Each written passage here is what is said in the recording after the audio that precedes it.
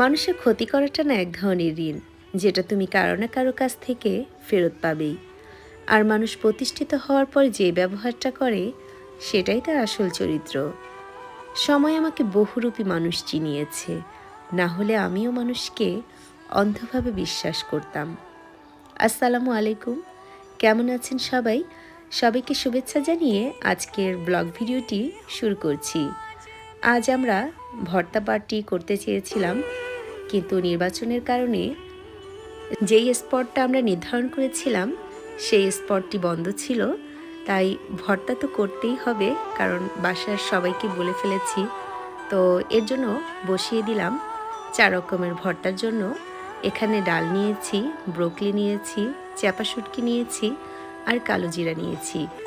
আর কালো জিরা ভর্তার রেসিপিটা আমার কাছের কয়েকজন জানতে চেয়েছিল, কারণ তাদের কাছে নাকি খুবই ভালো লাগে আমি যে কালিজিরা ভর্তাটা করি।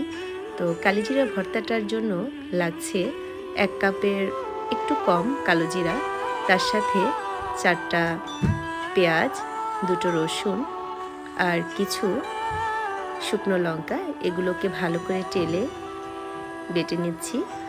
আর এই যে দেখুন ভর্তাটা হয়ে গেল। এর সাথে দিয়ে নিয়েছি কিছু চাপা। তো চাপাটাকে ভালো করে টেলে নিয়েছি পেঁয়াজ রসুনের সাথে।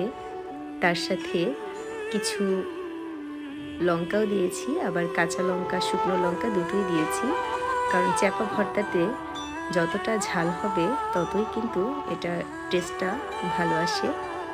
আর সাথে কিছু ব্রোকলি নিয়েছি, আর সাথে আলু, একটু বেগুন দিয়েছি যাতে করে ব্রোকলিটার টেস্ট ভালো আসে। আর ব্রোকলি ভর্তাটা কিন্তু অসাধারণ হয়েছিল, খুবই ভালো লেগেছে সবার কাছে। সাথে ডাল ভর্তা করেছি, ডাল ভর্তাটাও বেশ ভালো লেগেছে।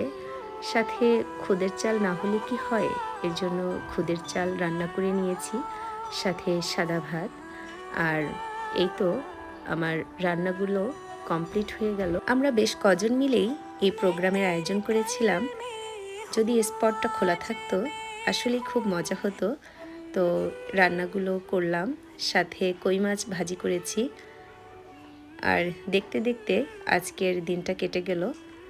আর কাল তো নির্বাচন, তো কার কী অবস্থা জানাবেন, কার কেন্দ্র কোথায় পড়েছে কমেন্ট বক্সে জানিয়ে যাবেন। আমার পড়েছে ঢাকাতে, আপনাদের কোথায় পড়েছে জানাবেন। আর এই তো সবাইকে সার্ভ করে দিচ্ছি, লাঞ্চ টাইম হয়ে গিয়েছে। আর এই রান্নাগুলো করতে একটু সময় বেশি লেগেছে, তারপরেও পরিবারের সবার জন্য রান্না করতে বেশ ভালোই লাগে। সবাইকে ধন্যবাদ জানিয়ে আজকের ভিডিওটি এখানেই শেষ করছি।